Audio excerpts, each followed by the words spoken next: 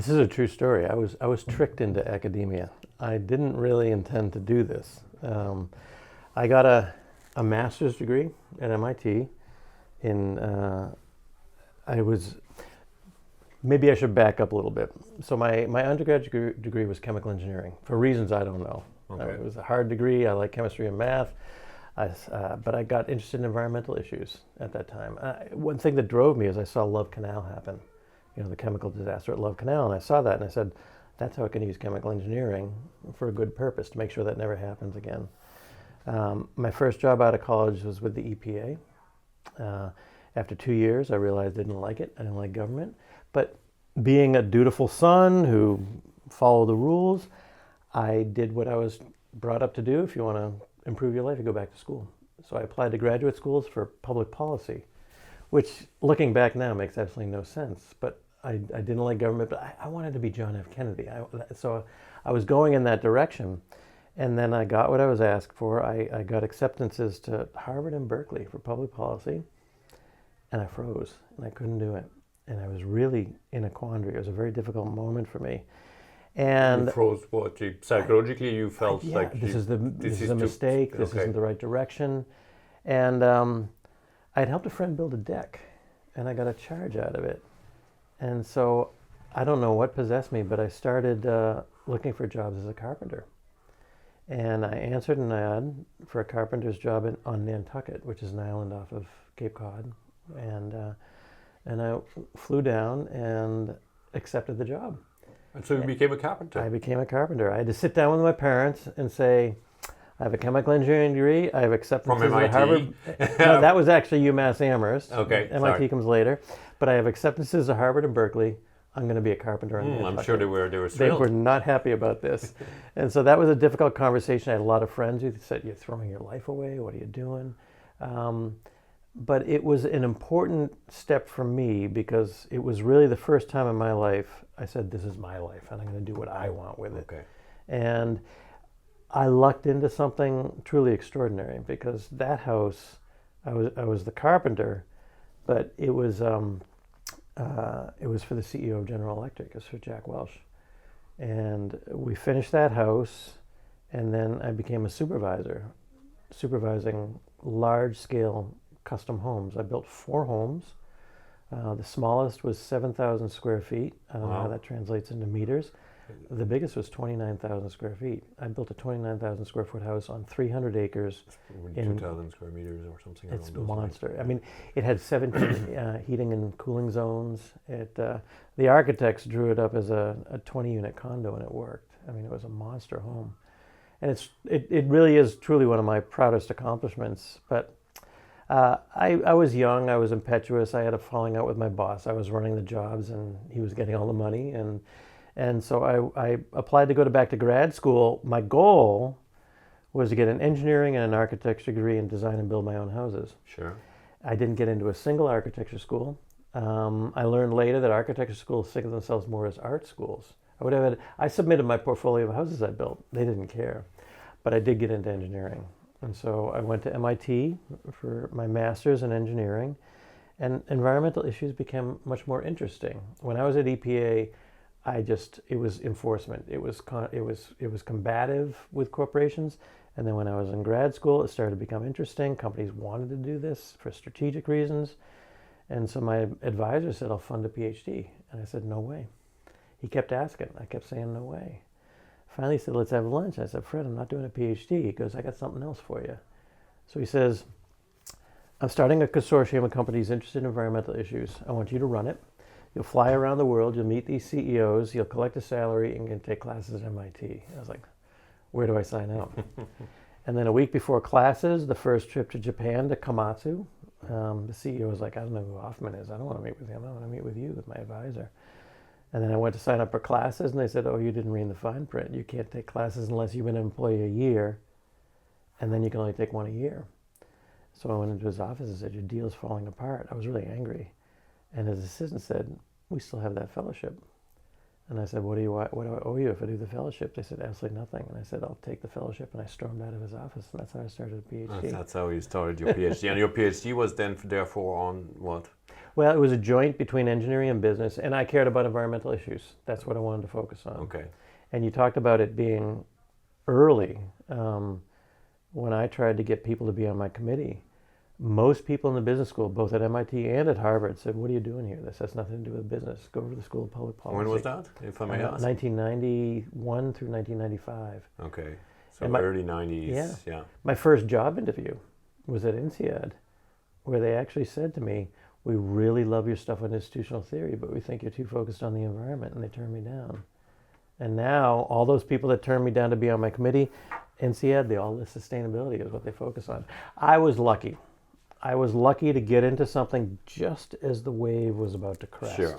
So I would love to take credit for what happened. I was merely at the right place at the right time. Yeah, but you had the idea of like, Yeah. of focusing on an issue that was, in fairness, only started to get momentum in the public eyes as an issue that needs to be tackled by everyone, and most importantly, the business community. Yeah. And to help your viewers understand, when I was doing my PhD was when climate change, global warming as it was called, emerged. It really wasn't an issue when I started. I remember conversations with people, "What do you think of this? Is this real?" It was that new. It gives you a sense of how old I am. I know, but no, well, not that old, because like that was like 25, 30 years ago. Yeah. And I think it is important for our audience, and particularly the younger generation, to realize that, when the blame is being put on the generation before and the generation before this, or their parents or us and our parents, like, it was certainly not a concern for our parents whatsoever. They were delighted to grow up in an economy that was thriving, where all of a sudden there was an abundance of school. When you go back the generation before, certainly the one that had to endure the war in Europe, had scarcity was everywhere, and in Ireland that feature prolonged up until the 90s anyway. But so that's important, and then of course, like, the public debate started. We started to see the effect. Yes, there was a few people as early as the 70s that were starting to warn us about the collapse of biodiversity and climate change and the rising temperature. But they were very local and very small voices. And an important data point to try and point out to my students also is that when I was born in 1961, there were 3.5 billion people, 3 billion people on Earth. Today there are 7.5. So if you think about that, it took Homo sapiens millennia to go from 0 to 3, and in my short lifetime, that's more than doubled. And if I live to 2050, it'll more than triple. Yeah. The impact on the environment is enormous. Yeah, of course, and I think it's exactly. I think it took us up until 1850. It was 1 billion, and then it only started to go up, and then, as you say, like, post World War II. Post World War II, all of a sudden we moved from 1.5 to Scientists 8 call billion, that the Great Acceleration. Yeah. So it's a wall, and of course has an impact. So tell us a little bit more about your research and your concern, and so you land in that field, and you're starting to make a contribution. What have been those contributions, from your perspective and from the business community perspective? What do you see we should do, we should have done? What was, like, your initial approach, and then how it has evolved in the last couple of years? Well, I approached environmental issues as cultural issues. Okay. So institutional, cultural, same terms in my book. And so as the market evolves, this is a cultural shift of our understanding of the role of business to solve these problems. My first book was looking at the evolution of corporate thought toward the environment. It was called From Heresy to Dogma. And that line came to me from it was based on my dissertation, and part of that was a case study of the Amoco Corporation. They actually let me get in and go through all their records. It was quite a lucky thing to be able to do. I don't think many corporations would allow you to do that nowadays. It's a great story, because halfway through I was really burned out, and I needed a summer job just to clear my head. And so I wrote to the environmental vice president at Amoco, said, "You got anything?" And they gave me a summer internship in the pipeline company. And I had to figure out how much the Clean Air Act amendment is going to cost them, which was a great experience because they have like thousands of miles of pipeline. They have thousands of those big multi-million gallon tanks, which are basically just wide points in the pipe. If the refinery doesn't need oil, it fills up. When it needs the oil, it drains out. And my first question, okay, give me an inventory of the tanks. And they didn't have one. Oil companies had so much money. If you need one tank, put in two. If you need two pumps, put in four. You just got to keep the oil moving. And so I created a database that they kept calling the Hoffman database, the first database. But the important point is that I just did that as a one-off. Right. Then through those connections, I said I'd like to use Amoco as a case study. I had to give a presentation to the board, and general counsel stood up and said, there's no way we're letting you in here to do that, just as you said. And luckily I had people inside the company say, Andy's a legitimate researcher, this isn't muckraking.